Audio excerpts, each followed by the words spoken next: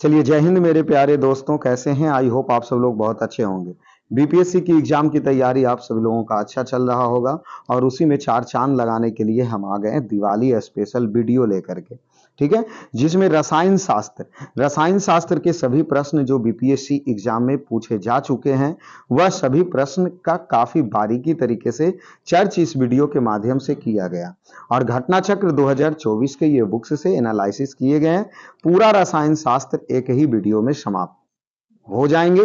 ठीक है, तो चलिए दिवाली स्पेशल की क्लास में जुड़िए। और होली दिवाली हम सब लोगों के लिए नहीं है, पहले जब तक हम सबका ज्वाइनिंग लेटर नहीं आता है तब तक होली दिवाली और सभी त्योहारें हमारे लिए सूना सूना सा रहते हैं। ठीक है, तो चलिए आइए और अपने पहले कार्य को पूरा हम सब कर लेते हैं। ठीक है, और इस वीडियो के समाप्त होने के बाद एक और बचेंगे जो कि छठ में स्पेशल वो बायो का वीडियो घटना चक्र वाले कंप्लीट कर दिए जाएंगे और उसके बाद घटना चक्र का जितना भी इंपॉर्टेंट प्रश्न बनेगा बीपीएससी 17वें बीपीएससी पीटी के एग्जाम में पूछे जाएंगे, उन सभी प्रश्न को काफी इस चैनल के माध्यम से एनालिसिस किया जाएगा। तो चलिए और क्लास पे जुड़ जाइए और चलते हैं अपने रसायन शास्त्र के पहले प्रश्न की ओर। पहला प्रश्न क्या कह रहा? सबसे पहला प्रश्न कह रहा लोहे का शुद्धतम रूप कौन सा है? पिटवा लोहा। लोहे का शुद्धतम रूप पिटवा लोहा। देखिए, लोहे की शुद्धतम रूप पिटवा लोहा है। लोहा आवर्त सारणी के 8वें समूह का पहला सदस्य है।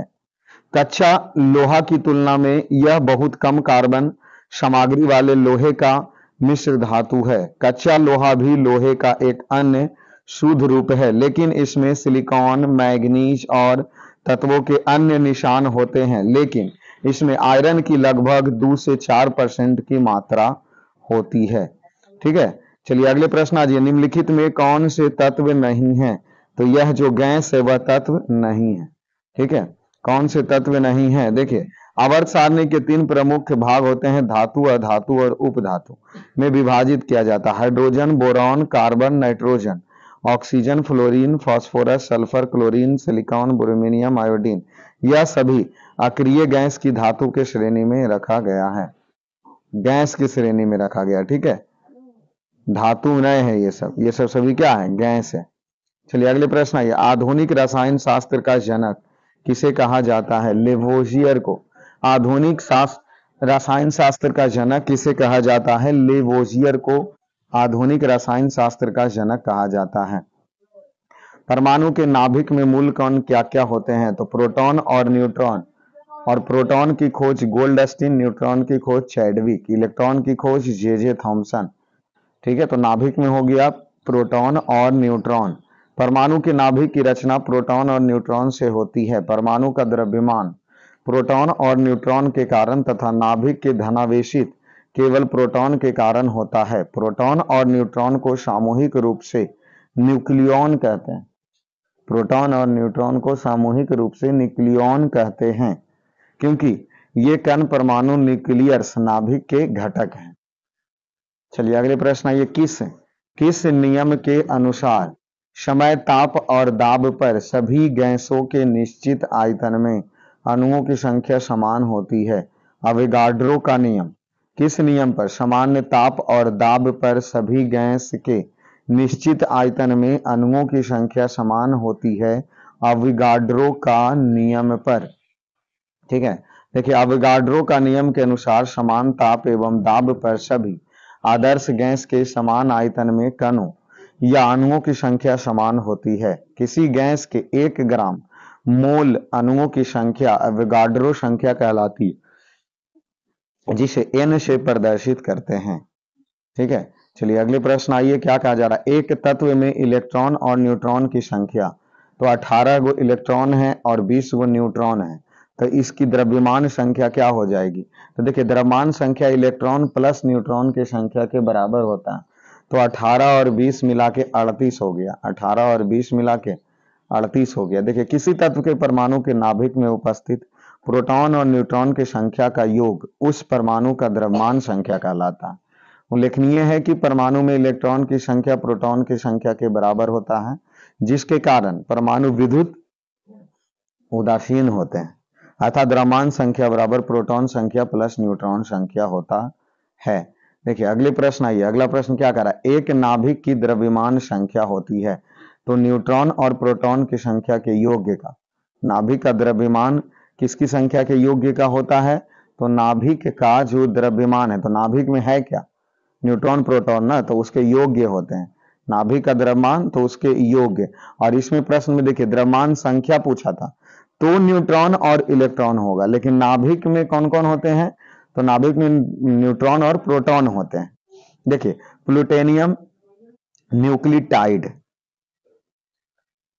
Pu 94 और इसका परमाणु संख्या हो गया, और 242 इसका द्रव्यमान हो गया। क्या नाभिक में न्यूट्रॉन की संख्या कैसे निकलेगी, देखिए तो द्रव्यमान संख्या 242 और परमाणु संख्या 94, अब परमाणु संख्या बराबर ही प्रोटॉन की संख्या होती है, तो न्यूट्रॉन की संख्या बराबर द्रव्यमान संख्या माइनस प्रोटॉन संख्या, 242 में 94 घटा दिए 148 हो गया।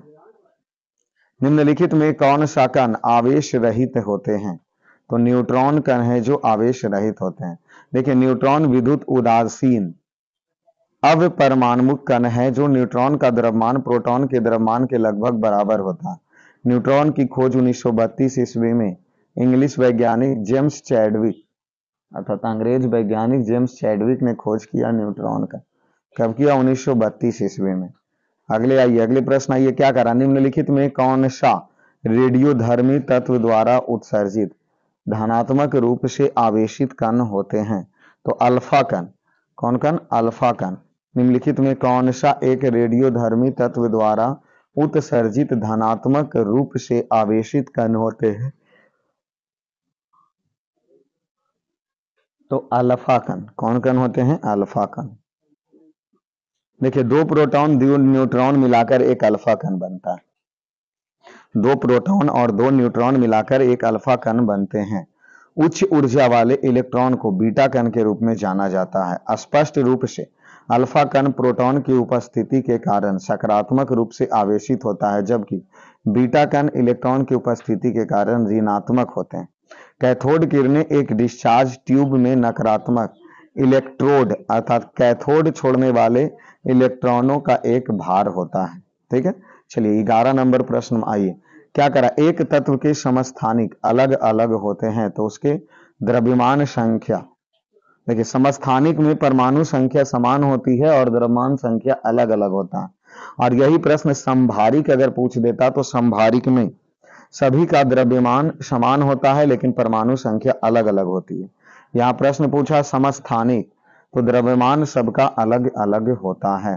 देखिए समान परमाणु संख्या वाले तत्व समस्थानिक कहलाते हैं, अर्थात जिस तत्व की परमाणु संख्या समान होती है और उसका द्रव्यमान अलग अलग होता है उसे समस्थानिक कहते हैं, तथा जब समान परमाणु भार वाले तत्व को समभारिक कहते हैं। आइए अगले प्रश्न आइए, नाभिकीय विखंडन किसके संघात के कारण होता है, तो नाभिकीय विखंडन न्यूट्रॉन के संघात के कारण नाभिकीय विखंडन होती है। ठीक है, चलिए नाभिकीय विखंडन न्यूट्रॉन के संघात के कारण होता है जब किसी भारी तत्व के परमाणु पर न्यूट्रॉन की बमबारी की जाती है तो भारी तत्व हल्के तत्व में टूट जाता है एवं इससे बहुत अधिक ऊर्जा उत्सर्जन होता है। किसी भारी तत्व का हल्के हल्के तत्वों में टूटने की प्रक्रिया ही नाभिकीय विखंडन कहलाती है। ठीक है, अगले प्रश्न ये फैराडे स्थिरांक है, तो फैराडे स्थिरांक क्या है, सार्वभौमिक स्थिरांक। फैराडे स्थिरांक क्या है, सार्वभौमिक स्थिरांक है फैराडे स्थिरांक। चलिए निम्नलिखित में किसका पीएच मान 7 होता है, देखिए 7 पीएच मान तो वैसे उदासीन का होता है, लेकिन इसमें जो ऑप्शन स्टार लगा के लिया है अब देख लेते हैं। उदासीन विलयन का पीएच मान 7 होता है। शुद्ध जल को उदासीन माना जाता है, शुद्ध जल का 25 डिग्री सेंटीग्रेड पर पीएच मान 7 होगा। वर्षा का पानी जल का शुद्ध रूप है। 7 से अधिक पीएच मान वाले विलय को क्षारीय कहते हैं और 7 से कम वाले को अम्लीय। तो इसमें ऑप्शन नहीं दिया था उदासीन विलयन, ऑप्शन तो बी दिया ही है, तो फिर क्यों स्टार लगाना। इसका पीएच मान 7 होता है तो उदासीन का, 7 से कम अम्लीय, 7 से ज्यादा क्षारीय। चलिए अगले प्रश्न, निम्नलिखित में से किस विलयन का पीएच मान 7 से अधिक होता है, तो क्षारीय का पीएच मान 7 से अधिक होता है और अम्लीय का पीएच मान 7 से कम होता है। पानी का पीएच मान कितना होता है, तो 7। पानी का पीएच मान कितना होता है, 7। एकदम लल्लन टॉप प्रश्न है घटना चक्र वाले, इसको आप अवश्य देख लीजिए। ठीक है, यही प्रश्न है जो एकदम पीटी कंप्लीट करवाएंगे। ठीक है ना, तो एकदम इत्मीनान से ये केमिस्ट्री में हम चल रहे हैं। इससे पहले हम ऑलरेडी फिजिक्स का और उधर हिस्ट्री, ज्योग्राफी, इकोनॉमिक्स, पॉलिटी कर चुके हैं। ठीक है, तो एकदम आप सब वो वीडियो अगर नहीं देखें तो अवश्य जा करके देख लीजिए, इसके डिस्क्रिप्शन में भी लिंक दिया, साथ में आप यूट्यूब के प्लेलिस्ट में भी आप देख सकते हैं वो प्रश्न। ठीक है, चलिए आ जाइए। निम्नलिखित में किसका गलनांक सबसे उच्च होता है इस ऑप्शन के हिसाब से? तो बोरॉन। निम्नलिखित में से किसका गलनांक सबसे उच्च होता है? तो बोरॉन। देखिए, किसी ठोस पदार्थ का गलनांक वह तापमान होता है, किसी ठोस पदार्थ का गलनांक वह तापमान होता है जिस पर वह अपनी ठोस अवस्था से पिघलकर द्रव अवस्था में पहुंच जाता है। गलनांक पर ठोस और द्रव प्रावस्था समाव्यवस्था में होती है। बोरॉन का गलनांक 2453 केल्विन और एल्युमिनियम का गलनांक 933 केल्विन और सिलिकॉन का गलनांक 1693 केल्विन और लोहा का गलनांक 1808 केल्विन होता है। अतः बोरॉन का गलनांक सबसे उच्च होता है। चलिए, नीलम नाम नहीं है, ऐसा नहीं कि सोच लीजिएगा नीलम राम नाम है। नीलम अतः जिसको रूबी का रासायनिक सूत्र क्या होता है? तो Al2O3। नीलम अतः रूबी का रासायनिक नाम Al2O3 होता है। ठीक है, चलिए आ जाइए। नीलम एक रत्न श्रेणी का खनिज है, इसका रासायनिक सूत्र Al2O3 होता है। नीलम प्रकृति में भी मिलते हैं एवं कृत्रिम रूप से भी बनाया जाता है। एक घोल का पीएच मान 3 से 6 बदलता है तो हाइड्रोजन प्लस आयन की सांद्रता क्या होगी? तो 1000 गुना कम हो जाएगी।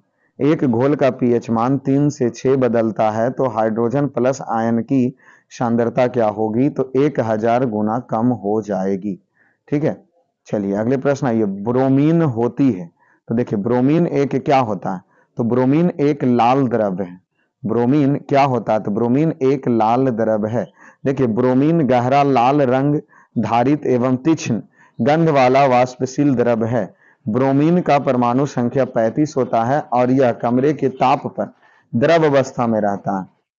यह अज्वलनशील तथा जल में अल्प विलय होते हैं। ब्रोमीन वर्ग 17 का सदस्य जिसे हैलोजन वर्ग के नाम से भी जाना जाता है। आगे अगले प्रश्न। निम्नलिखित में कौन रेडियोधर्मी तत्व नहीं है? तो कैडमियम रेडियोधर्मी तत्व नहीं है, तो कैडमियम। कैडमियम धातु का वर्गीकरण संक्रमण धातु के रूप में किया जाता है तथा रासायनिक रूप से कैडमियम एक तत्व है परंतु रेडियोधर्मी तत्व नहीं है। कैडमियम Cd जो कि सिल्वर रंग की धातु होती है जिसमें नीले रंग की झलक होता है। कैडमियम एक विषैले धातु होते हैं। कैडमियम का सर्वाधिक उपयोग निकल कैडमियम की बैटरी के उत्पादन में किया जाता है। आइए अगले प्रश्न है, संघनन। संघनन क्या है? तो संघनन एक वाष्प का द्रव्य में परिवर्तन। संघनन क्या है? वाष्प का द्रव्य में परिवर्तन को क्या कहते हैं? संघनन कहते हैं। जब कोई गैस तरल पदार्थ में परिवर्तित होता है तब इस स्थिति को संघनन कहा जाता है। अर्थात संघनन एक ऐसी प्रक्रिया है जिसमें कोई गैस संगठित होकर अर्थात ठंडी होकर द्रव अवस्था में बदल जाती है, जैसे बादल, कोहरा और वर्षा, ये सब संघनन है। अगले प्रश्न आइए। बिल्डिंग में प्रयोग होने वाले गैस कौन से हैं? तो ऑक्सीजन एवं एसिटिलीन। बिल्डिंग में प्रयुक्त होने वाले गैस ऑक्सीजन तथा एसिटिलीन होते हैं। ठीक है, देख लीजिए। गैस बिल्डिंग एक प्रक्रिया है जिसमें एसिटिलीन और ऑक्सीजन अभिक्रिया द्वारा ताप के माध्यम से धातु को पिघलाकर जोड़ने या ठीक करने के काम में आता है, जिसमें ऑक्सी एसिटिलीन बिल्डिंग सबसे अधिक प्रचलित विधि होते हैं। आ जाइए। गैल्वेनाइजन यार गैल्वेनीकरण जी। गैल्वेनीकरण में लोहे की पाइप पर एक परत होता है, किसका? जस्ता का। जस्तीकरण, गैल्वेनीकरण वही चीज। तो गैल्वेनीकरण में किसका होता है? तो एक पाइप पर एक परत होती है जस्ते का। देखिए, लोहे एवं इस्पात को जंग से सुरक्षित रखने के लिए इस पर जस्ते की पतली परत चढ़ाने की विधि को गैल्वेनीकरण कहते हैं। चलिए, कपड़े साफ करने में प्रयोग होने वाले डिटर्जेंट को क्या कहते हैं? सल्फोनेट कहते हैं। कपड़े साफ करने में प्रयोग होने वाले डिटर्जेंट को क्या कहते हैं? सल्फोनेट कहते हैं। देखिए डिटर्जेंट अदरक और अदरक के यौगिक होते हैं जो तनुकृत अवस्था में सफाई के गुण को प्रदर्शित करता है। ऐसी पदार्थ एल्किल बेंजीन सल्फोनेटस होते हैं। डिटर्जेंट कठोर जल में भी घुलनशील होता है। चलिए अगले प्रश्न आइए, वह तत्व जो मानव पसीने के माध्यम से उत्सर्जित होते हैं उसे, तो ऑप्शन ई दिया। पसीने के माध्यम से क्या उत्सर्जित होता है, तो ऑप्शन ई ले रहा। देखिए पसीने मुख्य रूप से पानी उत्सर्जित करता है, परंतु इसमें खनिज अम्ल यूरिया भी मौजूद होते हैं। पसीने में मुख्य रूप से sodium, potassium, calcium, magnesium, zinc और आयरन के तत्व मौजूद होते हैं। तो जब शरीर से पसीना चलता है तो उससे बहुत सारे तत्व निकलते हैं। ठीक है, चलिए नीला थोथा, नीला थोथा का रासायनिक रूप क्या होता है, तो कॉपर सल्फेट को नीला थोथा कहा जाता है। कॉपर सल्फेट को नीला थोथा कहा जाता है। ठीक है, चलिए आ जाइए अगले प्रश्न पे आइए। देखिए रासायनिक विज्ञान के अनुसार निम्नलिखित में कौन सी भौतिक परिवर्तन का एक उदाहरण है, तो देखिए भौतिक परिवर्तन जो अपनी अवस्था में पुनः उसे वापस लाया जा सके उसे भौतिक परिवर्तन कहते हैं। और भौतिक परिवर्तन पानी का उबलना भौतिक परिवर्तन है, क्योंकि उबला है तो ठंडा भी हो जाएगा। ठीक है, रासायनिक परिवर्तन जो एक बार बदल जाए तो वह पुनः अपनी अवस्था में वापस ना आए। देखिए निम्न में कौन सा एक अलौह धात्विक खनिज है, तो ई दिया। अलौह धात्विक खनिज, तो ऑप्शन ई दिया। देखिए अलौह धात्विक खनिज वह खनिज है जिसमें लोहे की अंश का अभाव होता है, जैसे कोबाल्ट, टीन, तांबा, जस्ता इत्यादि। वे सभी खनिज जिसमें लोहे की मात्रा होती है उसे धात्विक खनिज कहते हैं, जैसे मैग्नीज, निकल, क्रोमियम। ठीक है, चलिए अगले प्रश्न आइए, ट्यूबलाइट तथा प्रख नलियों में प्रयोग किए जाने वाले ग्लास किससे बनता है, तो ऑप्शन ई दिया। ट्यूबलाइट तथा प्रखनली में प्रयोग किए जाने वाले ग्लास किससे बनते हैं। देखिए ट्यूबलाइट तथा प्रखनलियों में प्रयोग किए जाने वाले ग्लास क्षारीय धातु के सिलिकेट का एक अक्रिस्टलीय पारदर्शी मिश्रण है जिसका निर्माण सिलिका, सीरियम ऑक्साइड तथा सोडियम एवं अन्य ऑक्साइड से होता है। ठीक है, चलिए अगले प्रश्न पे आते हैं। अगला प्रश्न देख लीजिए क्या कह रहा है, निम्नलिखित में किस धातु की विद्युत चालकता सबसे अधिक होती है, तो रजत जो अर्थात चांदी का सबसे ज्यादा विद्युत चालकता होता है। चांदी से कम तांबा, तांबा से कम एल्युमिनियम, एल्युमिनियम से कम बेरिलियम और बेरिलियम से कम कैल्शियम। तो सबसे ज्यादा किसमें, चांदी में होता।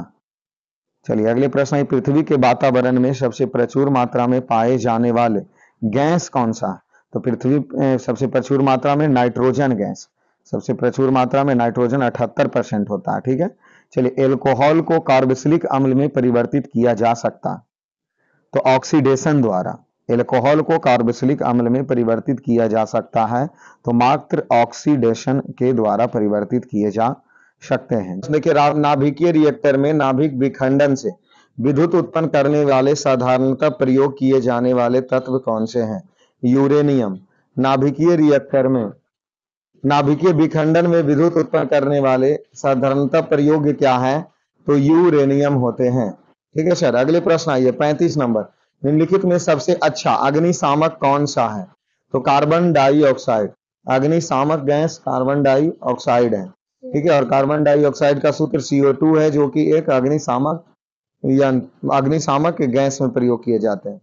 चलिए फ्लोरीन या बक्कीबॉल कार्बन परमाणु का बना होता है। जो फ्लोरीन है वो कितने कार्बन परमाणु, तो ऑप्शन ई दिया 60 कार्बन परमाणु का बना होता है। देखिए फ्लोरीन कार्बन का एक स्वरूप है जिसमें 60 कार्बन परमाणु होते हैं। इसका उपयोग अतिचालकता, अर्धचालक, स्नेहक आदि में किया जाता है। अधिक ऊंचाई, क्या प्रश्न दिया गया, अधिक ऊंचाइयों पर द्रवों का क्वथनांक क्या हो जाता, घट जाता। अधिक ऊंचाई पर द्रव का क्वथनांक घट जाता है। देखिए दाब बढ़ने से द्रव का क्वथनांक बढ़ता है और दाब घटने से द्रव का क्वथनांक भी घटता है। दाब तथा क्वथनांक के समानुपातिक संबंध होते हैं, यही कारण ऊंचाई के साथ क्वथनांक घटता है, क्योंकि ऊंचाई के साथ दाब भी घटते जाता है। देखते हैं नाक मुंह से खून नहीं आ जाता है ऊपर पहाड़ पर चढ़ते समय, वायुमंडलीय दाब घट जाने के कारण।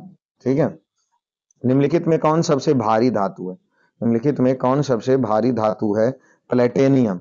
निम्नलिखित में कौन सबसे भारी धातु है, प्लेटेनियम। ठीक है, चलिए अगले प्रश्न पे चलिए। अगला प्रश्न देखिए, उस वैज्ञानिक का नाम बताइए जिसने कहा था कि पदार्थ को ऊर्जा में बदला जा सकता है? तो वह आइंस्टीन। उस वैज्ञानिक का नाम बताइए जिसने कहा था पदार्थ ऊर्जा में बदला जा सकता है। आइंस्टीन का यह कथन था। देखिए, आइंस्टीन ने बताया कि द्रव्यमान और ऊर्जा दो अलग अलग स्वरूप नहीं होते, इन्हें एक दूसरे में परिवर्तित किया जा सकता है। इसी के संबंध में आइंस्टीन ने द्रव्यमान और ऊर्जा के बीच एक समीकरण स्थापित किया जिसे आइंस्टीन का द्रव्यमान ऊर्जा समीकरण कहते हैं। इसके अनुसार द्रव्यमान को ऊर्जा में और ऊर्जा को पुनः द्रव्यमान में परिवर्तित किया जा सकता। E बराबर mc², जो अल्बर्ट आइंस्टीन का दिया हुआ एक सूत्र है। E हो गया ऊर्जा, m द्रव्यमान, c प्रकाश। चलिए अगले प्रश्न है, वह उपकरण जो ईंधन को रासायनिक ऊर्जा को सीधे विद्युत ऊर्जा में, मतलब रासायनिक ऊर्जा से विद्युत ऊर्जा में बदलता है। ईंधन सेल रासायनिक ऊर्जा को विद्युत ऊर्जा में बदलता है, ईंधन सेल के द्वारा बदला जाता है। आइए, ईंधन सेल एक विद्युत रासायनिक युक्ति है जो ईंधन से प्राप्त रासायनिक ऊर्जा को विद्युत ऊर्जा में परिवर्तित करता है। ईंधन सेल हाइड्रोजन तथा ऑक्सीजन को सम्मिश्रित कर विद्युत धारा का निर्मित करता है। इस प्रक्रिया में जल उपोत्पाद होता है। ईंधन सेल एक साधारण बैटरी की भांति रासायनिक ऊर्जा को विद्युत ऊर्जा में परिवर्तित कर देता है। ठीक है, चलिए, टूटी हुई हड्डी की रक्षा करने के लिए प्लास्टर ऑफ पेरिस का प्रयोग होता है। यह एक क्या है? तो जिप्सम। टूटी हुई हड्डी को प्लास्टर ऑफ पेरिस में प्रयोग किया जाता है, जिप्सम में। किस में? जिप्सम का सूत्र क्या होता है? CaSO4 × 2H2O। 2H2O को 373 केल्विन पर गर्म करने पर जल के अणु को त्याग कर यह कैल्शियम सल्फेट अर्ध हाइड्रेट अर्थात CaSO4 × 12H2O बनता है। इसे प्लास्टर ऑफ पेरिस कहते हैं। प्लास्टर ऑफ पेरिस का सूत्र क्या है? अभी बोले, CaSO4 × 12H2O। ठीक है, CaSO4 × 12H2O कैल्शियम हेमीहाइड्रेट, जिसका निर्माण जिप्सम से होता है, जो कि जिप्सम का सूत्र कैल्शियम डाइहाइड्रेट को गर्म करने पर बनता है। ठीक है, चलिए, एक हाइड्रोकार्बन जिसमें कार्बन के दो परमाणु द्विबंध द्वारा जुड़े होते हैं उसे क्या कहा जाता है? एल्कीन कहा जाता है। एक हाइड्रोकार्बन जिसमें कार्बन के दो परमाणु द्विबंध द्वारा जुड़े होते हैं उसे एल्कीन कहा जाता है। केवल कार्बन और हाइड्रोजन युक्त हाइड्रोकार्बन कहलाती है। कार्बन कार्बन द्वि आबंध वाले असंतृप्त श्रृंखला को एल्कीन कहते हैं। एल्केन कार्बन कार्बन एकल आबंध युक्त संतृप्त विवृती श्रृंखला वाले हाइड्रोकार्बन है। एल्काइन त्रि आबंध वाले असंतृप्त हाइड्रोकार्बन है। परमाणुओं के मध्य इलेक्ट्रॉनों के स्थानांतरण से जो बंध बनता है उसे विद्युत संयोजन बंधन या आयनिक बंधन कहते हैं। चलिए, सिरका का रासायनिक नाम क्या होता है? एसिटिक अम्ल। सिरका का रासायनिक नाम क्या होता है? एसिटिक अम्ल होता है, जिसका सूत्र CH3COOH होता है। और सिरका का IUPAC नाम एथेनोइक अम्ल होते हैं, जो कार्बोक्सिलिक अर्थात COOH अम्ल का पर्याकात्मक समूह होता है। निम्नलिखित में कौन से अम्ल सिरका में उपस्थित होते हैं? एस्टिक अम्ल। सिरका में उपस्थित अम्ल एस्टिक अम्ल। सोडा वाटर की बोतल खोलने पर से उसमें कौन सी गैसें निकलती है? तो वह गैस कार्बन डाइऑक्साइड निकलता। सोडा वाटर को खोलने पर निकलने वाले गैस को कार्बन डाइऑक्साइड गैस कहा जाता है, जो उच्च दाब पर सोडा बोतल में भरा जाता है। चलिए, खनिज या मिनरल एक क्या है? तो यह एक अकार्बनिक ठोस है। खनिज या मिनरल क्या है? एक अकार्बनिक ठोस है। देखिए, वर्ष 1945 ईस्वी में नागासाकी जापान में गिराए गए बमों में कौन सा विस्फोट प्रयुक्त था? तो प्लूटोनियम। 1945 के जो नागासाकी में बम फोड़े गए थे उसमें विस्फोटक प्रयुक्त थे प्लूटोनियम। देखिए, 9 अगस्त 1945 ईस्वी को फैटमैन नामक बम नागासाकी अर्थात जापान पर गिराया गया था। इसमें प्लूटोनियम का प्रयोग विस्फोटक के रूप में किया गया था। वह दूसरी ओर हिरोशिमा पर गिराए गए बम लिटिल बॉय था, जो विस्फोटक से यूरेनियम का प्रयोग किया गया था। अर्थात जो फैटमैन है उसमें प्लूटोनियम का और जो लिटिल बॉय है उसमें यूरेनियम का प्रयोग किया गया था। ठीक है, चलिए अगले प्रश्न आइए, एक ही प्रकार के परमाणु निम्न में से किसमें मिलता है? तो वह प्राकृतिक तत्व में मिलते हैं। एक ही प्रकार का परमाणु निम्नलिखित में किसमें मिलता है? प्राकृतिक तत्व में। सबसे अधिक क्रियाशील धातु कौन होता है? पोटेशियम। सबसे अधिक क्रियाशील धातु क्या है? पोटेशियम है, जो कि इस ऑप्शन में पोटेशियम होता है, उसके बाद सोडियम, फिर कैल्शियम, फिर आयरन। ठीक है, चलिए अगले प्रश्न है, निम्नलिखित में से किसे श्वेत धातु कहा जाता है? तो लिथियम, ठीक है, लेड या लिथियम को कहा जाता है।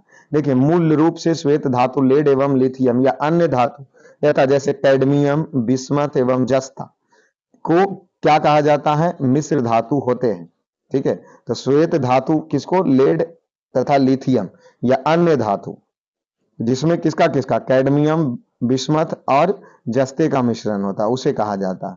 देखिए वनस्पति तेल से वनस्पति घी बनाने में प्रयुक्त होने वाले गैस तो हाइड्रोजन गैस। देखिए वनस्पति तेल से वनस्पति घी हाइड्रोजनीकरण की प्रक्रिया द्वारा बनाया जाता है। निकेल उत्प्रेरक की उपस्थिति में वनस्पति तेल के साथ हाइड्रोजनी वसा बनाती है। यह क्रिया तेल के हाइड्रोजनीकरण कहलाता है।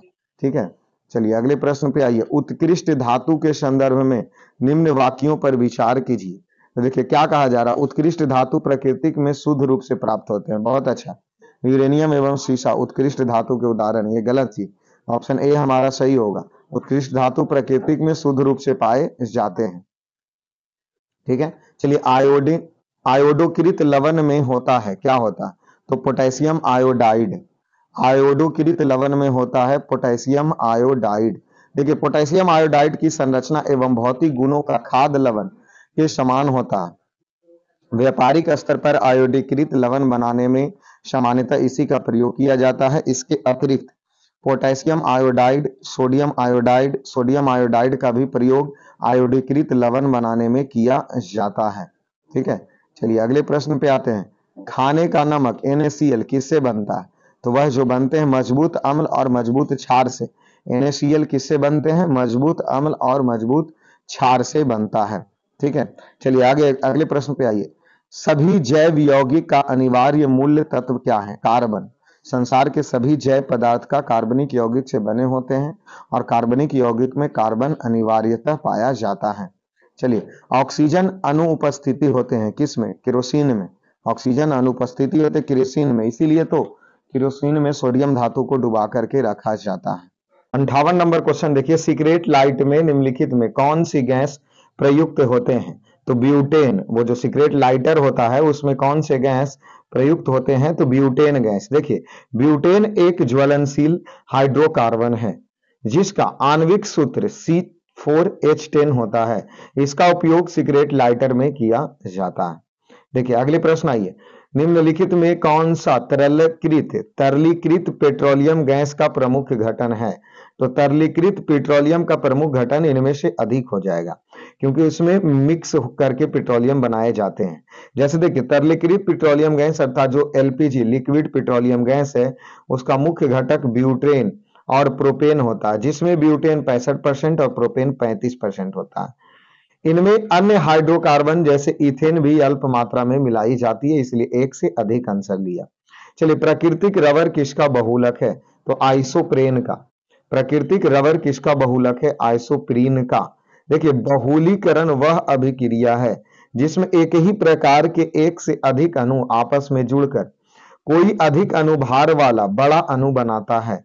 बहुलीकरण में भाग लेने वाले अणुओं की एकल एवं उत्पाद को बहुलक कहा जाता है। आइसोप्रीन का बहुलक प्राकृतिक रबर है और आइसोप्रीन एक कार्बनिक पदार्थ है जिसका सूत्र क्या होता है, CH2 double bond C CH3 CH double bond CH2 होता है।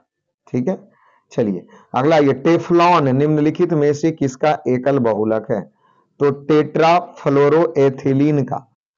टेफ्लॉन निम्नलिखित में किसका एक बहुलक है, टेट्राफ्लोरोएथिलीन का बहुलक है।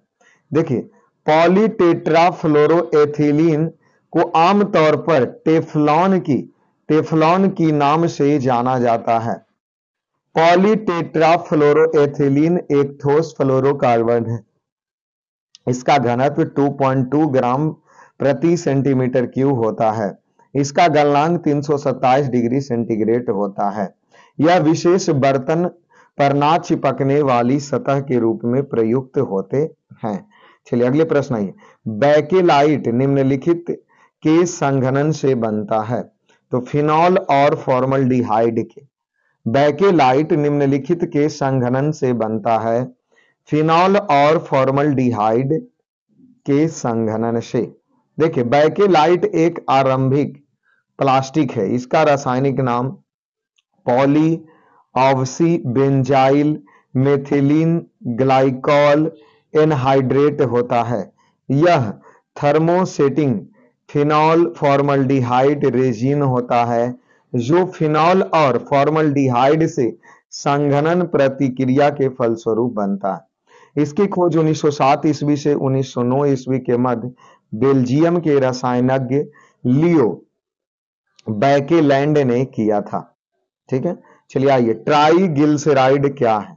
तो ट्राईग्लिसराइड एक वसा है। ट्राईग्लिसराइड एक क्या है? तो ट्राईग्लिसराइड एक क्या है? वसा है।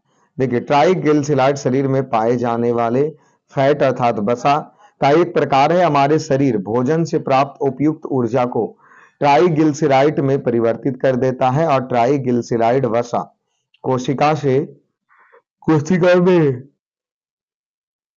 संचित होता है। अगले प्रश्न है, ग्रेफाइट और हीरे के बारे में निम्नलिखित में कौन सा कथन सत्य है? तो यह एक समान रासायनिक प्रतिक्रिया से गुजर सकता है। ग्रेफाइट और हीरे के बारे में निम्नलिखित में कौन सा कथन सत्य है? तो यह एक समान रासायनिक प्रतिक्रिया से गुजर सकता है। देखिए ग्रेफाइट और हीरा दोनों ही कार्बन के अपरूप हैं जिसका क्रिस्टलीय संरचना अलग अलग होते हैं। हीरा जहां प्राकृतिक रूप से प्राप्त का सर्वाधिक कठोर पदार्थ है, वही ग्रेफाइट कम कठोर है। ग्रेफाइट की विद्युत चालकता हीरे से अधिक होती है। ग्रेफाइट और हीरो दोनों में कार्बन सहसंयोजी बंधों से बने होने के कारण उनके रासायनिक गुण समान होते हैं और वे रासायनिक प्रतिक्रिया से गुजर सकते हैं। चलिए अगले प्रश्न आइए, पुलिस द्वारा नशे में गाड़ी चलाने वाले शख्स की जांच के लिए फिल्टर पेपर क्या होता है? तो पोटेशियम डाइक्रोमेट सल्फ्यूरिक अम्ल। पुलिस द्वारा नशे में गाड़ी चलाने वाले शख्स की जांच के लिए फिल्टर पेपर पर क्या होता है? तो पोटेशियम डाइक्रोमेट सल्फ्यूरिक अम्ल दोनों होते हैं। ठीक है, कहा जा रहा पुलिस द्वारा नशे में गाड़ी चलाने वाले की सांस के जांच के लिए ब्रीथ एनालाइजर या ब्रीथलाइजर नामक उपकरण का प्रयोग करता है। ठीक है, इस उपकरण के माध्यम से किसी संदेहास्पद व्यक्ति द्वारा छोड़ी गई सांस को पोटेशियम ट्राइक्रोमेट और सल्फ्यूरिक अम्ल के विलयन से गुजारता है और ब्रेथलाइजर में लाल भूरा पोटेशियम डाइक्रोमेट विलयन एल्कोहल से अभिक्रिया कर हरे रंग में परिवर्तित हो जाता है। इस हरे रंग की तीव्रता के माध्यम से छोड़ी गई सांस में एल्कोहल की मात्रा का अनुमान लगाया जाता है। चलिए, घरेलू ईंधन के रूप में एलपीजी में मुख्य रूप से क्या होते हैं? तो होता तो मुख्य रूप से ब्यूटेन है, लेकिन इसमें और भी मिश्रण होते हैं। जैसे घरेलू ईंधन के रूप में एलपीजी तरल पेट्रोलियम गैस जो होते हैं उसमें प्रोपेन ब्यूटेन का मिश्रण होता है। चलिए, और गंध के लिए इसमें मरकेप्टन मिथाइल मरकेप्टन मिलाई जाती है। ठीक है, ग्रीन हाउस गैस में मुख्य घटक होता है किसका? तो ग्रीन हाउस गैस में जो मुख्य घटक है उसमें कार्बन डाइऑक्साइड, जलवाष्प, nitrogen, nitrous oxide, methane, ozone सभी होते हैं। देखिए ग्रीन हाउस गैस वे पृथ्वी, वातावरण तथा बादल द्वारा उत्सर्जित ऊष्मीय अवरक्त विकिरण को अवशोषित एवं उत्सर्जित करती है। इसमें प्रमुख है कार्बन डाइऑक्साइड, जलवाष्प, नाइट्रस ऑक्साइड, मीथेन और ओजोन। देखिए ग्रीन हाउस गैस में मुख्य घटक होते हैं। तो ग्रीन हाउस गैस में तो अभी हम बताएं कार्बन डाइऑक्साइड, जलवाष्प, नाइट्रोजन ऑक्साइड, नाइट्रस ऑक्साइड और मीथेन और ओजोन होते हैं। चलिए, पेट्रोल तथा डीजल के अधूरे जलने से उत्पन्न कौन सी गैस होती है? तो कार्बन मोनोऑक्साइड। पेट्रोलियम एवं डीजल के अधूरे जलने से कार्बन मोनोऑक्साइड गैस उत्पन्न होती है। देखिए, साबुन ग्रीज को हटाता है तो पाइसीकरण द्वारा। साबुन ग्रीज को हटाता है पाइसीकरण के द्वारा। देखिए, पाइसीकरण दो या दो से अधिक अमिश्रणीय तरल पदार्थ को एक साथ मिलाकर एक अर्ध स्थिर मिश्रण बनाने की प्रक्रिया सामान्यतः ध्रुवीय समूह युक्त लंबी श्रृंखला वाले यौगिक होते हैं, जैसे साबुन। ठीक है, तो साबुन के अणु के दो भाग होते हैं, लंबे हाइड्रोकार्बन शाखा जो कि वसा में घुलनशील है, दूसरा जल में विलय ध्रुवीय भाग जो कि पाइसीकरण के दौरान साबुन का अध्रुवीय एल्कोहल समूह तेज या ग्रीज को घोल लेता है। ध्रुवीय समूह जल में घुल जाते हैं और जब इसे ठीक प्रकार रगड़ा जाता है तो ग्रीज छोटे छोटे बूंद के रूप में जल में निलंबित हो जाते हैं और जल के बहाव में सरलतम से बह जाते हैं। देखिए यहाँ पदार्थ है और उसका उपयोग का करना है, तो चलिए यहाँ आ जाइए आंसर में, बहुत आसान तरीके से यहाँ हो जाएंगे। जैसे एस्पार्टेम है जो कृत्रिम मधुरक के रूप उपयोग होता है, फ्रेयॉन है जो प्रशीतक के रूप में होते हैं, नियोप्रीन है जो संश्लेषित रबर के रूप में होते हैं, बेनाड्रिल है जो प्रतिहिस्टेमीन के रूप में होता है। देख लीजिए फिर से, एस्पार्ट्रम है जो कृत्रिम मधुरक के रूप में, फ्रेयॉन है जो प्रशीतक के रूप में, नियोप्रीन है जो संश्लेषित रबर के रूप में, बेनाड्रिल है जो प्रतिहिस्टोमीन के रूप में इसका प्रयोग होता है। ठीक है, चलिए तो देखिए अगला क्वेश्चन क्या कह रहा है, निम्नलिखित में से किसकी मात्रा अम्लीय वर्षा में सबसे अधिक होती है। तो अम्लीय वर्षा में किसकी मात्रा अधिक होती है, H2SO4। अम्लीय वर्षा में किसकी मात्रा सर्वाधिक होती है, तो H2SO4। देखिए और क्या क्या होते हैं, देखिए वातावरण प्रदूषित, औद्योगिकरण, नियंत्रित एवं प्राकृतिक में होने वाली विभिन्न क्रियाओं के फलस्वरूप उत्पन्न सल्फर डाइऑक्साइड और नाइट्रोजन ऑक्साइड गैस वायुमंडलीय में पहुंचकर ऑक्सीजन और बादल के जल के साथ रासायनिक अभिक्रिया कर सल्फ्यूरिक अम्ल H2SO4 तथा नाइट्रिक अम्ल HNO3 बनाकर पृथ्वी पर गिरती है, इसे अम्लीय वर्षा कहते हैं। अम्लीय वर्षा में सल्फ्यूरिक अम्ल की मात्रा सर्वाधिक होती है, 70% ज्यादा होती है। चलिए अम्लीय वर्षा होती है तो किसके वजह से, तो इसमें पेट्रोलियम कारखाना, कोयला एवं लकड़ी दिया है और स्टार आंसर दिए हैं। तो सल्फर डाइऑक्साइड SO2 के कारण अम्लीय वर्षा होती है और नाइट्रोजन के ऑक्साइड के कारण। लेकिन अब कारखाना से भी निकलेगा, पेट्रोलियम भी जलेंगे, वहां से भी होंगे। देख लीजिए क्या कहा जा रहा है, अम्लीय वर्षा का मुख्य कारण सल्फर डाइऑक्साइड और नाइट्रोजन के ऑक्साइड के उत्सर्जन में होने वाली वर्षा। इन प्रदूषक का उत्सर्जक कारखाना से भी निकलता है, पेट्रोल से भी निकलते हैं, ऊर्जा उत्पादन संयंत्र में कोयला जलाने से भी होते हैं, अतः इस प्रश्न का विकल्प 1 से अधिक है। ठीक है, चलिए 74 नंबर आइए, शुष्क बर्फ किसे जानते हैं, ठोस कार्बन डाइऑक्साइड को। शुष्क बर्फ के रूप में किसे जानते हैं, ठोस कार्बन डाइऑक्साइड को जानते हैं शुष्क बर्फ के रूप में। देखिए ठोस कार्बन डाइऑक्साइड बर्फ के समान दिखता है, अतः इसे शुष्क बर्फ कहा जाता है। शुष्क बर्फ बिना द्रव्य रूप में बदले उधर पारित होकर कार्बन डाइऑक्साइड गैस में बदल जाती है। चलिए अगले प्रश्न आइए, निम्नलिखित में से किसे शुष्क बर्फ कहा जाता है, तो ठोस कार्बन डाइऑक्साइड को।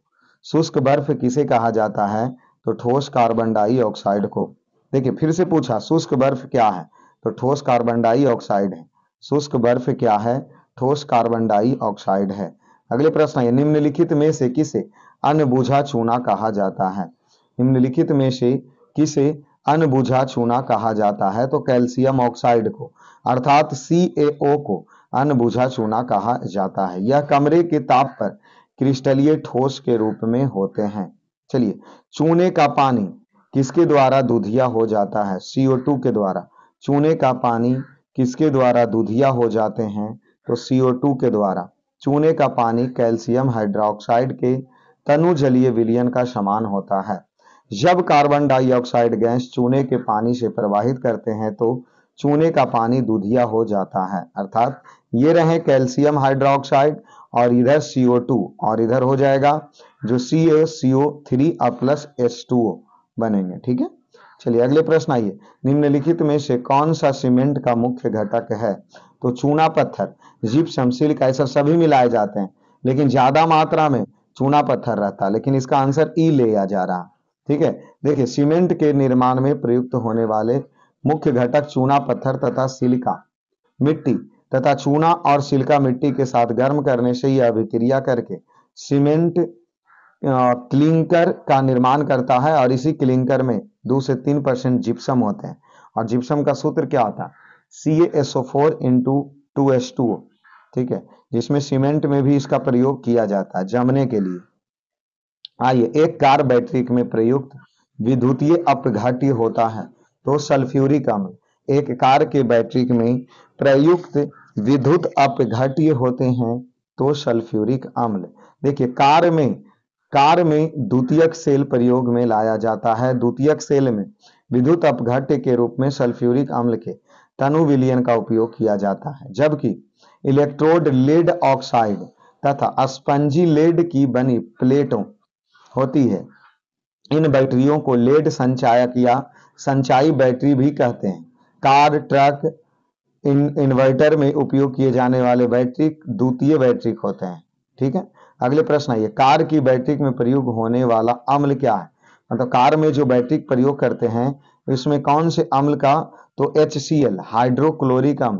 कार के बैटरी में कौन से अम्ल का प्रयोग किया जाता है? हाइड्रोक्लोरिक अम्ल। निम्न प्रश्न क्या पूछा जा रहा है? निम्नलिखित में किसमें कार्बन नहीं है? तो कार्बन नहीं है तो डी में, क्योंकि हीरा, ग्रेफाइट और कार्बन तीनों है जो कार्बन का अपरूप है। हीरा, ग्रेफाइट, कार्बन तीनों कार्बन का अपरूप है। चलिए अगले प्रश्न है, निम्नलिखित में सबसे सख्त कौन सा है? तो हीरा है जो सबसे हार्ड होते हैं। ठीक है, देखिए हीरा सबसे कठोर पदार्थ है। हीरा में प्रत्येक कार्बन परमाणु अन्य कार्बन परमाणु से प्रबल बल द्वारा जुड़े होते हैं। इसके फलस्वरूप त्रिविमीय दृढ़ संरचना प्राप्त होती है। इसकी कठोरता का कारण उपयोग कांच को काटने तथा कठोर पत्थर में छेद करने के औजार में किया जाता है। ठीक है, अगले प्रश्न आ जाइए। अगले प्रश्न क्या करा? निम्न पदार्थ में कौन सा पदार्थ खाने की वस्तुओं के परीक्षण हेतु प्रयोग होते हैं? तो सोडियम बेंजोइट। क्या कहा जा रहा? निम्नलिखित में से कौन सा पदार्थ खाने की वस्तुओं के परीक्षण में प्रयोग होते हैं? तो सोडियम बेंजोइट। ठीक है, चलिए अगले प्रश्न आइए। क्या कह रहा? पारद जो है धातु मिश्रण है किसका? पारदयुक्त मिश्र धातु का। पारद धातु मिश्रण किसका है? पारदयुक्त मिश्र धातु का। चलिए अगले प्रश्न, खाना बनाने में प्रयोग किए जाने वाले गैस कौन से हैं? तो वह मीथेन। खाना बनाने में प्रयोग किए जाने वाले गैस मुख्यतः कौन है? तो मीथेन गैस है। ठीक है, चलिए देखिए क्या कहा जा रहा है। खाना बनाने में प्रयुक्त मीथेन गैस का प्रयोग किया जाता है। इसे गोबर, कूड़ा कचरा इत्यादि से प्राप्त किए जाते हैं। बायोगैस का निम्न में से कौन सा अवयव प्रमुख है? तो मीथेन है। बायोगैस का निम्नलिखित में कौन सा अवयव प्रमुख है? तो मीथेन है। ऑक्सीजन की अनुपस्थिति में किसी कार्बनिक पदार्थ के जैविक विखंडन से उत्पन्न गैस बायोगैस कहलाती है। बायोगैस के मुख्य संघटक मीथेन एवं कार्बन डाइऑक्साइड है। इसमें बहुत ही कम मात्रा में हाइड्रोजन सल्फाइड और नमी या सिलाक्सेन उपस्थित हो सकते हैं। गोबर गैस या बायोगैस में मीथेन 50 से 75% तक पाई जाती है। निम्न धातुओं में कौन सा सामान्य ताप पर द्रव्य होते हैं? तो पारा। कौन से धातु समान ताप पर द्रव होते हैं? तो पारा, और इसका उपयोग थर्मामीटर में किया जाता है। चलिए, ठोस कपूर से कपूर वाष्प बनाने की क्रिया क्या कहलाती है? ऊर्ध्वपातन। ठोस कपूर से वाष्प बनाने की क्रिया ऊर्ध्वपातन। ठोस कपूर से वाष्प बनाने की प्रक्रिया को ऊर्ध्वपातन कहते हैं। ऊर्ध्वपातन वह प्रक्रिया है जिसमें ठोस पदार्थ गर्म करने पर सीधे गैसीय अवस्था में रूपांतरित हो जाते हैं और जो ठंडा होने पर पुनः ठोस अवस्था में प्राप्त हो जाते हैं। अगले प्रश्न आइए, पीतल के बर्तन को कलई करते समय गर्म बर्तन की सफाई के लिए प्रयोग किए जाने वाले अमोनिया क्लोराइड चूर्ण से निकलने वाले धुआं क्या होते हैं? तो अमोनिया या हाइड्रोक्लोरिक एसिड। पीतल के बर्तन में कलाई करते समय गर्म बर्तन की सफाई में प्रयोग किए जाने वाले अमोनिया क्लोराइड चूर्ण से निकलने वाले धुआं क्या कहलाते हैं? अमोनिया या हाइड्रोक्लोरिक एसिड कहलाते हैं। चलिए, नींबू खट्टा किसके कारण होता है? साइट्रिक अम्ल के कारण। नींबू खट्टा किसके कारण होता है? साइट्रिक अम्ल के कारण। चलिए, वाहनों से निकलने वाले गैस कौन से हैं?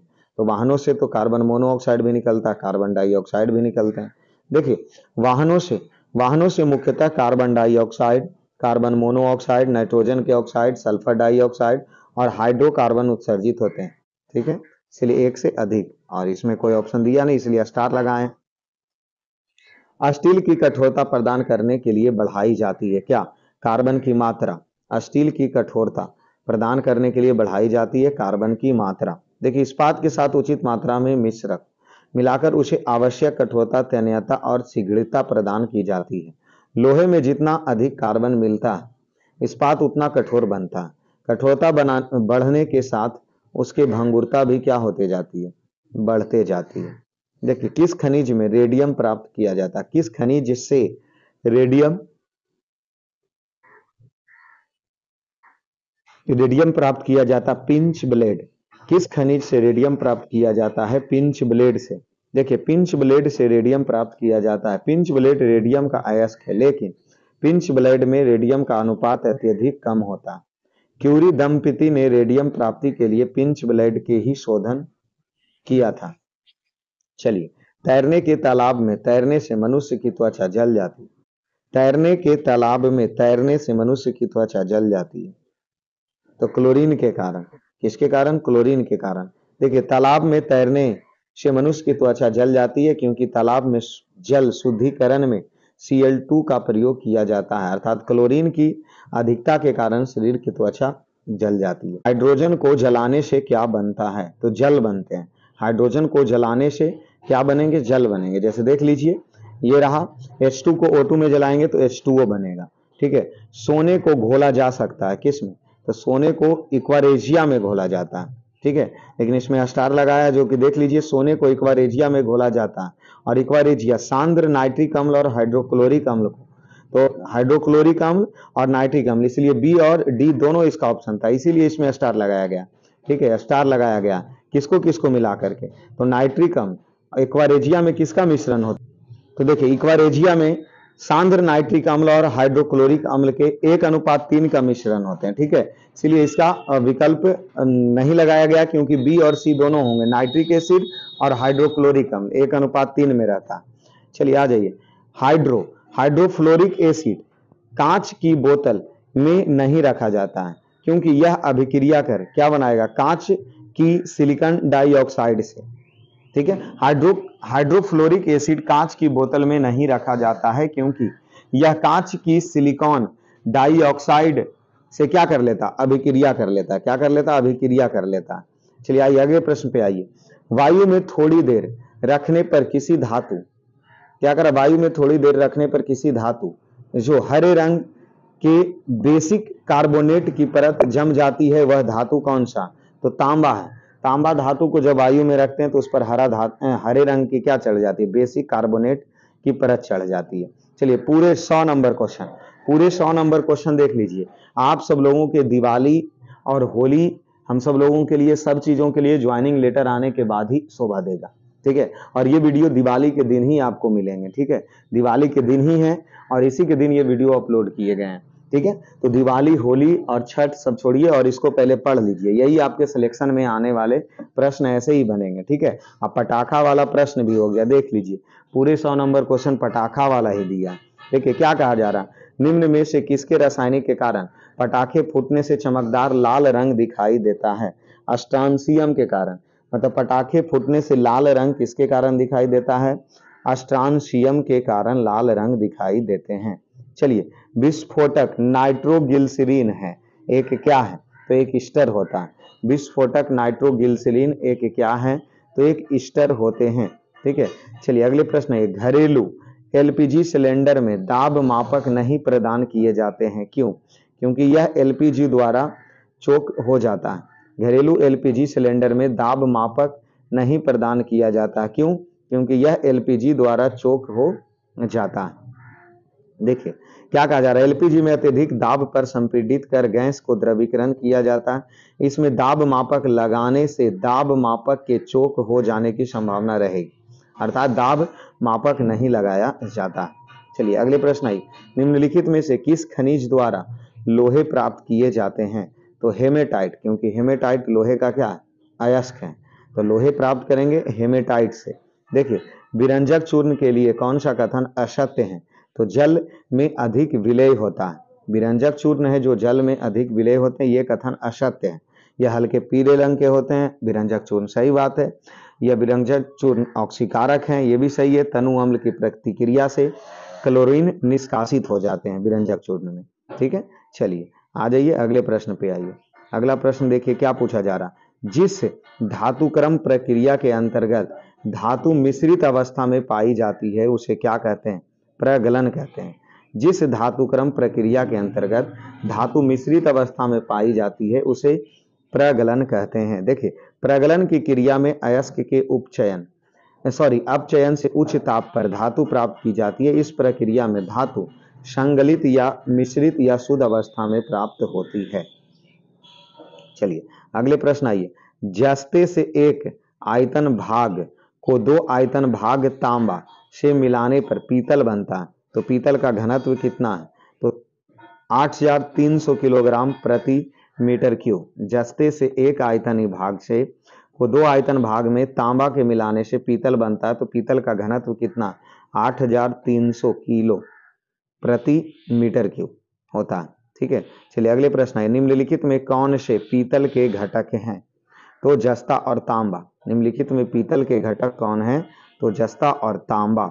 अगले प्रश्न आइए, जस्ते से एक बर्तन पर विद्युत लेपन की विधि में होती है, तो बर्तन को ऋण ध्रुव और शुद्ध जस्ते को धन ध्रुव बनाया जाता है। जस्ते से एक बर्तन पर विद्युत लेपन की विधि होती है, बर्तन के ऋण ध्रुव और शुद्ध जस्ते को धन ध्रुव बनाया जाता है, ठीक है। चलिए अगले प्रश्न पे चलिए। अगला प्रश्न देखिए क्या कह रहा है, जंग लगे लोहे के वजन में निम्नलिखित में कौन से परिवर्तन होता है, तो यह लंबे समय तक बढ़ता है। जंग लगे लोहे के वजन क्या होता है, तो पहले बढ़ता है फिर घटता है, ठीक है। तो लंबे समय तक बढ़ता है और उसके बाद क्या होते हैं, फिर घटते हैं।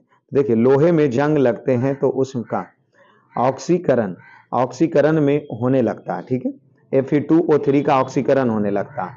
आयरन के साथ ऑक्सीकरण के मिल जाने के कारण लोहे का वजन बढ़ जाता है, लेकिन लोहे पर जंग लगने के लंबे समय के बाद जंग के कारण लोहे के खत्म होने की प्रक्रिया शुरू हो जाती है और इसका वजन क्या होता जाता है, कमता जाता है। लेकिन बिहार लोक सेवा आयोग के द्वारा इसमें ये लगाए गए हैं कि लोहे के वजन क्या होते हैं, बढ़ता है, ठीक है। चलिए आइए, स्टेनलेस स्टील एक मिश्र धातु है, तो यह किसका है वो देख लेते हैं। देखिए दो या दो से अधिक धातु के सामग्री मिश्रण को मिश्र धातु कहते हैं, जो धातु के गुणधर्म को बेहतर बनाते हैं। देखिए लोहा के साथ कार्बन, निकेल और क्रोमियम को निश्चित अनुपात में मिलाने पर स्टेनलेस स्टील प्राप्त होते हैं, जो कठोर होता है तथा उसमें जंग नहीं लगता है। चलिए स्टेनलेस स्टील एक मिश्र धातु है, किसका है, तो अभी हम ऊपर बताएं कि स्टेनलेस स्टील जो है किसका किसका है, तो कार्बन, निकेल और क्रोमियम का है, ठीक है। चलिए आज ये स्टेनलेस स्टील किसका मिश्र धातु है, तो अभी वही प्रश्न बार बार रिपीट कर रहे हैं, तो सी लोहे और क्रोमियम और साथ में निकेल भी होते हैं। चलिए आज ये निम्नलिखित में से किस में ऋणात्मकता आवेश होती है, तो बीटा किरणें में। किसमें ऋणात्मकता आवेश होती है, तो बीटा किरणें में। देखिए रेडियो एक्टिव पदार्थ में अल्फा, बीटा, गामा किरणें निकलती है। अल्फा धन आवेशित, बीटा ऋण आवेशित और गामा उदासीन किरणें होती है। चलिए अगले प्रश्न, निम्नलिखित में से कौन सा इलेक्ट्रॉनिक संरूपण धातु तत्व के लिए प्रयुक्त होते हैं, तो 2882, ठीक है। निम्नलिखित में कौन इलेक्ट्रॉनिक समरूपण धातु के लिए प्रयुक्त होते हैं, तो 2882। देखिए 2882 इलेक्ट्रॉनिक समरूपण क्षारीय मृदा धातु होते हैं और 28 अक्रिय, 287 हैलोजन के लिए, क्योंकि 17 में हैलोजन हो गए, 288 अक्रिय क्योंकि 18 में अक्रिय धातु होते हैं। तो इलेक्ट्रॉनिक विन्यास दे करके भी आपसे प्रश्न पूछा जा सकता है, ठीक है। चलिए सीओ समूह का आबंध क्रम क्या है, तो सीओ समूह का आबंध क्रम 3 है। सीओ समूह का आबंध क्रम क्या होते हैं, 3 होते हैं। देखिए आबंध क्रम एक संख्या है जो हमें यह बताता है कि अणु या समूह बनाने वाले दो परमाणुओं के मध्य उपस्थित बंधन कितना मजबूत है। आबंध क्रम का अधिक होना अधिक मजबूत या आबंध क्रम का कम होना कम मजबूत प्रदर्शित करता है। सीओ समूह का आबंध क्रम 3 है। चलिए अगले प्रश्न है, जिस तत्व के परमाणु में 2 प्रोटॉन, 2 न्यूट्रॉन और 2 इलेक्ट्रॉन होते हैं उस तत्व की द्रव्यमान संख्या कितनी होती है, तो 4। जिस तत्व के परमाणु में 2 प्रोटॉन, 2 न्यूट्रॉन और 2 इलेक्ट्रॉन होते हैं उस तत्व की द्रव्यमान संख्या कितनी होती है, तो 4 होती है। चलिए अगले प्रश्न पे आइए, सल्फर सल्फर हेक्साफ्लोराइड अणु का आकार कौन सा होता है? तो अष्टफलकीय। सल्फर हेक्साफ्लोराइड अणु का आकार क्या होता है? तो अष्टफलकीय होते हैं। ठीक है, चलिए एक तत्व X की 72 कक्षा में 4 इलेक्ट्रॉन है, हाइड्रोजन के साथ इसके यौगिक का कौन सा सूत्र होगा? तो XH4। एक तत्व X की 72 कक्षा में 4 इलेक्ट्रॉन है, हाइड्रोजन के साथ इसके यौगिक के कौन से समूह होंगे? तो XH4 होंगे। चलिए अगले प्रश्न आइए, बेंजीन में सिग्मा और पाई बंध की संख्या कितनी होगी? तो 12 सिग्मा होंगे और पाई 3 होगा।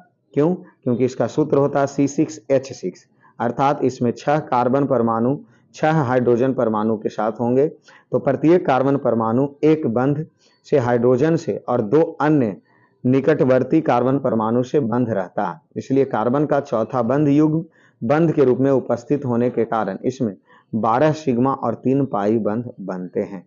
ठीक है, तो 12 सिग्मा और 3 पाई बंध बनते हैं। अगले प्रश्न आ जाइए। अगला प्रश्न, निम्नलिखित कथनों पर विचार कीजिए और इसका कथन क्या दिया गया है जो देख लीजिए। निम्नलिखित में विचार कीजिए, शुद्ध जल में नमक को घोलने से जल का क्वथनांक बढ़ जाता है और जल का हिमांक भी बढ़ जाता है। तो ये भी सत्य है, क्योंकि जब जल में नमक घोला जाता है तो उसका क्वथनांक भी बढ़ जाता है और साथ में हिमांक भी बढ़ जाता है। देखिए, जल में जब मिथाइल एल्कोहल डालते हैं तो जल का क्वथनांक घट जाता है, ये भी बात सही है। तो दोनों कथन सही है। चलिए आइए 21 नंबर प्रश्न आइए, क्या कहा जा रहा है 21 नंबर, भारी पानी वह पानी होता है जो जिसमें हाइड्रोजन का स्थान आइसोटोप ले लेता है। भारी पानी वह पानी होता है जिसमें हाइड्रोजन का स्थान आइसोटोप ले लेता है। देखिए, हाइड्रोजन एक समस्थानिक ड्यूटेरियम होता है। यदि जल का निर्माण H2 से ना होकर ड्यूटेरियम से होता तो उस पानी को भारी पानी कहेंगे, अर्थात इसका सूत्र होता है D2O।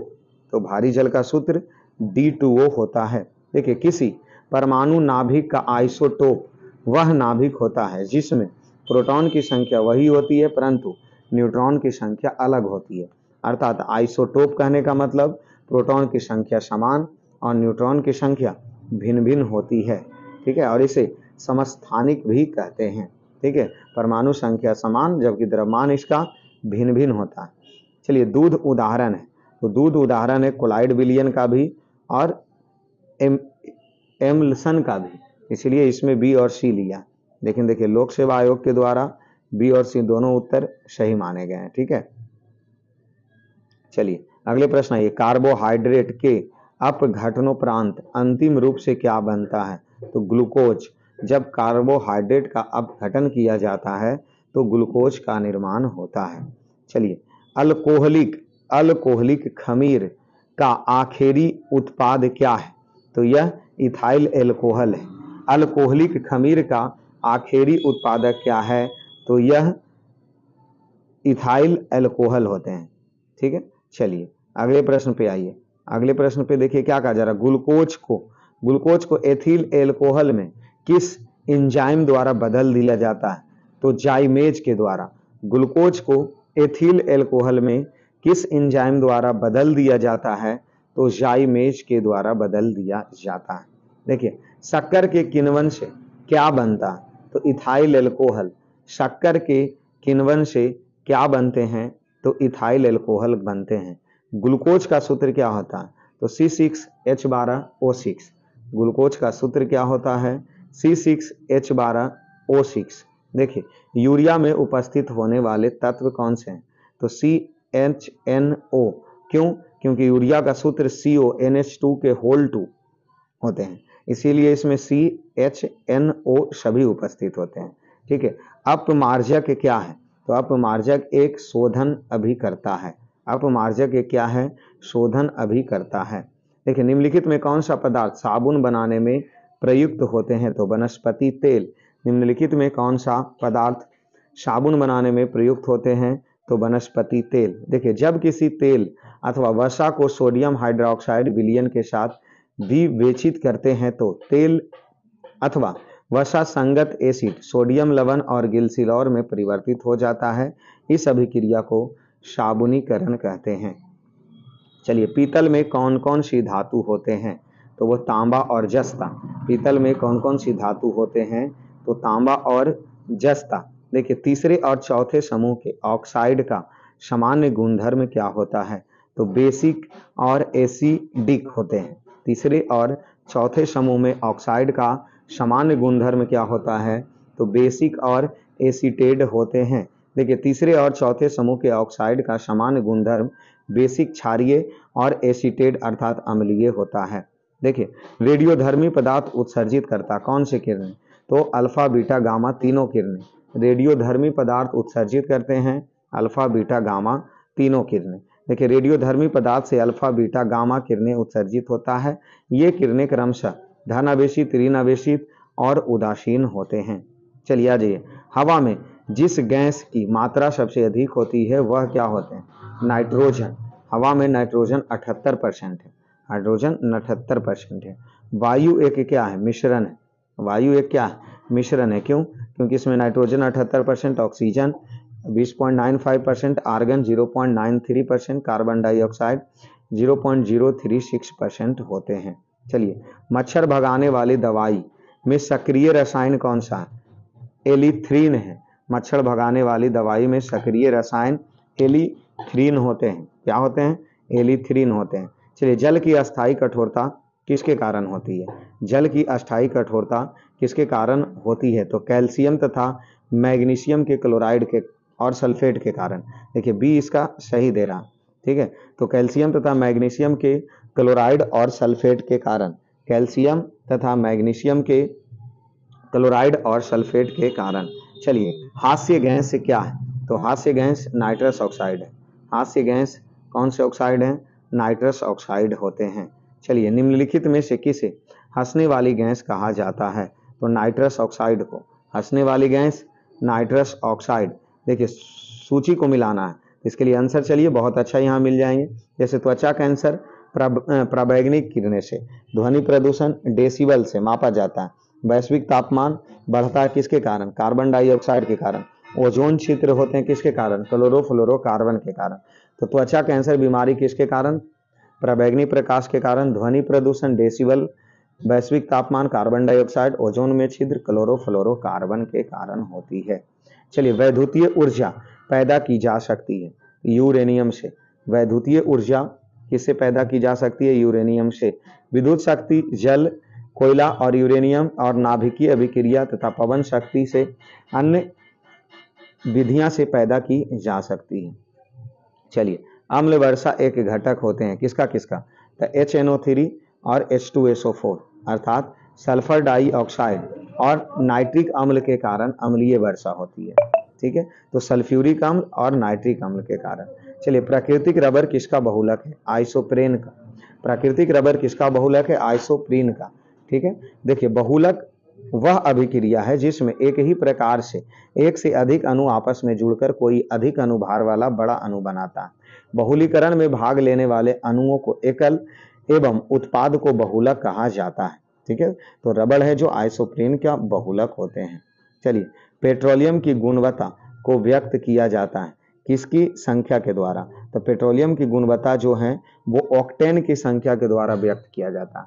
पेट्रोलियम की गुणवत्ता ऑक्टेन के संख्या के द्वारा व्यक्त किए जाते हैं। देखिए सीएनजी का मुख्य घटक क्या है? तो CH4 अर्थात सीएनजी में मुख्य घटक के रूप में CH4 पाए जाते हैं। देखिए सीएनजी धरती के भीतर पाए जाने वाले हाइड्रोकार्बन का मिश्रण है। ठीक है, इसमें 80% से 90% की मात्रा में मीथेन गैस होते हैं अर्थात CH4 होते हैं। मीथेन गैस पेट्रोलियम एवं डीजल की तुलना में कार्बन मोनोऑक्साइड को 70% और नाइट्रोजन ऑक्साइड को 87% और जैविक गैस को 89% कम उत्सर्जित करता है। अर्थात सीएनजी कार्बन डाइऑक्साइड भी कम उत्सर्जित करते हैं, ठीक है, नाइट्रोजन ऑक्साइड भी कम करता है और जैविक गैस भी कम उत्सर्जित करते हैं। देखिए ऑक्सीजन अनुपस्थिति होते हैं किसमें? केरोसिन में।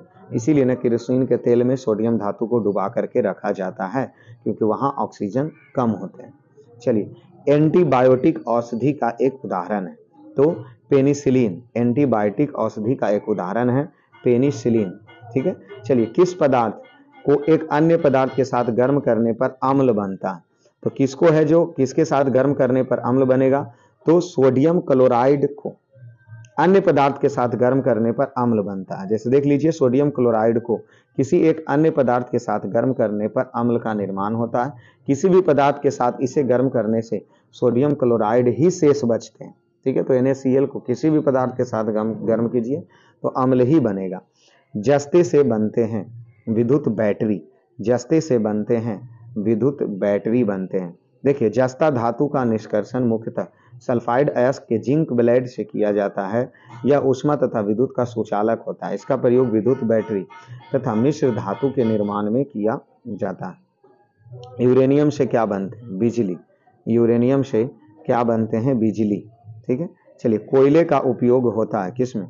जलाने में। कोयले का उपयोग होता है किसमें? जलाने में उपयोग होता है। हीरा अपरूप होता है किसका? कार्बन का। हीरा किसका अपरूप होते हैं? कार्बन का। ठीक है, हीरा ग्रेफाइट कार्बन के अपरूप है। चलिए अगले प्रश्न पे चलिए, क्या कहा जा रहा है? अगला प्रश्न देखिए, 150 प्रश्न पार कर गए हैं, तो ठीक है, जल्दी से एकदम वीडियो को लाइक कर दीजिए, लाइक कीजिए और चैनल से जुड़ जाइए, क्योंकि अभी केमिस्ट्री चल रहे हैं, बायो बचा है, बायो के बाद करंट अफेयर में ही आएंगे, बायो के बाद करंट अफेयर में ही आएंगे। चलिए, मिश्रण के विभिन्न द्रव्यभूत घटकों को उपयुक्त पदार्थ द्वारा अवशोषण द्वारा अलग करने की प्रक्रिया को क्या कहते हैं? तो अलग करने की प्रक्रिया क्रोमैटोग्राफी कहते हैं। देखिए, मिश्रण के विभिन्न द्रव्यभूत घटकों को उपयुक्त पदार्थ के साथ अवशोषण द्वारा अलग करने की प्रक्रिया को क्रोमैटोग्राफी कहते हैं। ठीक है, एक्सरे। एक्सरे में वर्णक्षर, एक्सरे का मतलब कौन से किरणें होती है? तो अनोन अर्थात अज्ञात किरणें होते हैं। एक्स किरणें में वर्ण अक्षर एक्स का मतलब क्या होता है? अनोन अर्थात अज्ञात होता है। देखिए, एक्सरे का वर्णाक्षर एक्स का मतलब अनोन अज्ञात किरणें हैं। देखिए, एक्स किरणें एक प्रकार के विद्युत चुंबकीय विकिरण है जो चिकित्सा पद्धति में आंतों के रोग के निदान में प्रयोग किया जाता है। चलिए, वाटर गैस कौन सा है? तो CO+H2। CO+H2। देखिए, वाटर गैस जो है वो मोनो ऑक्साइड और हाइड्रोजन गैस होते हैं। कार्बन मोनोऑक्साइड और हाइड्रोजन गैस का मिश्रण होता है। इसका ऊष्मीय मान लगभग 2800 कैलोरी प्रति केजी होता है। इसका उपयोग हाइड्रोजन एवं अल्कोहल के निर्माण में अपचायक के रूप में किया जाता है। चलिए, डॉट डॉट डॉट के कारण पानी एक उत्कृष्ट शीतलन कारक है। ठीक है, तो उच्च विशिष्ट ऊष्मा के कारण पानी एक उत्कृष्ट शीतलन का कारक है। चलिए अगले प्रश्न पे चलिए, क्या कहा जा रहा है? कुछ धातु ऑक्साइड अम्ल और क्षार के साथ अभिक्रिया कर नमक और पानी बनाता है। इन्हें उभयधर्मी ऑक्साइड कहते हैं। उभयधर्मी ऑक्साइड के उदाहरण हैं तो Al2O3 और ZnO अर्थात जिंक ऑक्साइड। ठीक है, तो उभयधर्मी के ऑक्साइड क्या है? तो Al2O3 और ZnO है। देखिए, कहा जा रहा है क्या कि कुछ धातु के ऑक्साइड अम्ल के साथ क्षार के साथ प्रतिक्रिया करके नमक और पानी बनाता है। इसे ही उभयधर्मी ऑक्साइड के रूप में जाना जाता है। तो ऑक्साइड अम्लीय तथा क्षारीय उभयधर्मी ऑक्साइड दोनों के रूप में कार्य कर सकते हैं। जो कि कॉपर ऑक्साइड की प्रकृति कैसी होती है? क्षारीय होती है, अर्थात यह उभयधर्मी नहीं है। लेकिन Al3 और जिंक ऑक्साइड क्या है? तो यह उभयधर्मी है। चलिए अगले प्रश्न चलिए, कौन से गैस अपने ग्रीन हाउस प्रभाव से ग्लोबल वार्मिंग योगदान करता है? तो कौन से गैस हैं? तो उसमें carbon dioxide, nitrous oxide, methane, ये सब और CFC, ये सब गैस शामिल होते हैं। देखिए, ग्रीन हाउस गैस प्रभाव एक ऐसे घटक है जहां पृथ्वी के वायुमंडल में कुछ गैस सूर्य से ऊष्मा को अवशोषित करके उन्हें रोकता है तथा इस गैस को ग्रीन हाउस गैस के नाम से जाना जाता है। और इसमें carbon dioxide, methane, nitrous oxide, जलवाष्प शामिल होते हैं। ठीक है, चलिए अगले प्रश्न आइए, क्या कहा जा रहा है? अम्ल धातु कार्बोनेट से अभिक्रिया करके कौन से गैस उत्पन्न करते हैं? तो CO2। अम्ल धातु कार्बोनेट से अभिक्रिया करके CO2 गैस उत्पन्न करते हैं। देखिए, अम्ल धातु कार्बोनेट से अभिक्रिया करके कार्बन डाइऑक्साइड गैस मुक्त करता है। साथ में धातु के लवण और पानी भी सोडियम कार्बोनेट और हाइड्रोक्लोरिक अम्ल से अभिक्रिया करके सोडियम क्लोराइड और कार्बन डाइऑक्साइड तथा जल बनाता है। अगले प्रश्न आइए, HOOCOOH में कौन सा अम्ल कहा जाएगा? इसे तो इसे कौन सा अम्ल कहा जाएगा? तो इसे ऑक्जेलिक अम्ल कहा जाएगा। ऑक्जेलिक अम्ल कहा जाएगा। ठीक है, जैसे देखिए C2H5 C2H4O4 ऑक्जेलिक अम्ल का सूत्र होता है। C2H2O4 ऑक्जेलिक अम्ल का क्या होता है? सूत्र होता है। ठीक है, चलिए अगले प्रश्न पे आइए। देखिए आपको 3 प्रश्नावली दिया गया है, उनमें से एक आसुत जल और अन्य 2 में एक से अधिक अम्लीय विलयन तथा दूसरे में क्षारीय विलयन है। इनमें से किस में लाल लिटमस को नीला कर देगा? तो क्षार को। लाल लिटमस को नीला, अरे डायरेक्ट ही बात है कि लाल लिटमस को नीला कौन करता है? तो क्षार करता है, तो क्षार आंसर होगा। प्रश्न को उतना घुमाया गया सिर्फ। ठीक है, आ जाइए अगले प्रश्न पे। एसिटिक अम्ल को गंध किसके समान होते हैं? तो एसिटिक अम्ल का जो गंध होता है वो सिरका के समान होता है। एसिटिक अम्ल का गंध सिरका के समान होते हैं। ठीक है, चलिए अगले प्रश्न पे आइए। शुष्क HCl गैस शुष्क लिटमस पत्र का रंग क्यों नहीं बदलता? क्यों नहीं बदलता? क्योंकि H3O आयन मौजूद नहीं होते हैं। लिटमस केवल H3O आयन की उपस्थिति में ही रंग बदलता है। HCl गैस शुष्क लिटमस पत्र का रंग नहीं बदलता है। क्यों? क्योंकि H3O प्लस आयन मौजूद नहीं होते हैं। ठीक है, इसके लिए। चलिए अगले प्रश्न आइए। अगला प्रश्न देखिए क्या कहा जा रहा है। विषम का पता लगाएं, मतलब इनमें से कौन विषम है? तो विषम फल का पकना, सीमेंट का सेटिंग, कोयले का जलना, उपयुक्त में से एक से अधिक या उपयुक्त में से कोई नहीं। तो देखिए कोई नहीं दिया गया। क्यों? क्योंकि फल का पकना, सीमेंट का सीटिंग होना तथा कोयले का जमना सभी रासायनिक परिवर्तन के उदाहरण है और सभी ऊष्माक्षेपी है, इसलिए कोई विषम नहीं। अतः विकल्प ई सही आंसर हुआ। चलिए हीरे और ग्रेफाइट के बारे में निम्नलिखित में कौन सा कथन सत्य है? तो सत्य कथन कौन सा है? इनमें से कोई नहीं। उसका विद्युत का चालकता समान होता है, उनकी समान क्रिस्टलीय संरचना होती है, समान डिग्री की कठोरता होता है। तो हीरे और ग्रेफाइट में ये सत्य बात नहीं है, विद्युत का चालक समान नहीं होता और ना ही समान क्रिस्टलीय होते हैं और ना ही समान डिग्री की कठोरता होता है, क्योंकि हीरा सबसे ज्यादा कठोर है। चलिए ऑप्शन ई लिया है सही आंसर। ठीक है, अगले प्रश्न आइए। कोलाइड कण के आकार की सीमा कितना होता है? तो 10⁻⁷ मीटर से 10⁻10 मीटर। कोलाइड का कण के आकार कितना होता है? 10⁻⁷ मीटर से 10⁻10 मीटर के बीच में होता है। आइए, अक्रिस्टलीय कार्बन का शुद्धतम रूप क्या है? तो दीपक की कालिख। अक्रिस्टलीय कार्बन का शुद्धतम रूप क्या है? दीपक की कालिख। ठीक है, चलिए आधुनिक परमाणु प्रतीक द्वारा प्रस्तावित विधि आधारित है। तो यह बर्जिलियस के द्वारा, आधुनिक परमाणु प्रतीक बर्जिलियस के द्वारा प्रस्तावित विधि है। ठीक है, चलिए तो देखिए क्या कहा जा रहा, किसी तत्व, ये क्या कहा जा रहा, किसी तत्व के सूक्ष्म कण जिन्हें अणु कहते हैं तथा जो रासायनिक अभिक्रिया में बिना अपघटित हुए भाग लेते हैं परमाणु कहलाते हैं। आधुनिक परमाणु प्रतीक बर्जिलियस द्वारा प्रस्तावित किया गया था। ठीक है, चलिए अगले प्रश्न आइए। 170 नंबर क्वेश्चन आइए सर। ठीक है, निम्नलिखित विशेषता में कौन से रासायनिक परिवर्तन की विशेषता नहीं है? तो वह ऊर्जा में कोई निवल परिवर्तन नहीं होना। निम्नलिखित विशेषता में कौन से रासायनिक परिवर्तन की विशेषता नहीं है? तो ऊर्जा में कोई निवल परिवर्तन नहीं होना, यह विशेषता नहीं है। चलिए अगले प्रश्न आइए। ऐसे पदार्थ को जो बिना रासायनिक प्रतिक्रिया के अन्य पदार्थ से नमी को आसानी से अवशोषित कर लेते हैं वह क्या कहलाते हैं? जल शोषक कहलाते हैं। ऐसे पदार्थ जो बिना रासायनिक प्रतिक्रिया के अन्य पदार्थ के नमी में आसानी से अवशोषित कर लेते हैं उसे क्या कहते हैं? तो जल शोषक कहते हैं। क्या कहते हैं? जल शोषक कहते हैं। ऐसे पदार्थ जो बिना रासायनिक प्रतिक्रिया के अन्य पदार्थ के नमी को आसानी से अवशोषित कर लेता है उन्हें जल शोषक कहते हैं। चलिए आ जाइए अगले प्रश्न पे आइए। क्या कहा जा रहा, कार्बन मोनोऑक्साइड CO से प्रदूषित वायु में सांस लेना खतरनाक होता है। क्यों होता है? क्योंकि CO हेमोग्लोबिन के साथ संयोजन करता है। कार्बन मोनोऑक्साइड से दूषित वायु में सांस लेना कठिन क्यों होता है? क्योंकि यह हीमोग्लोबिन के साथ क्या हो जाता है?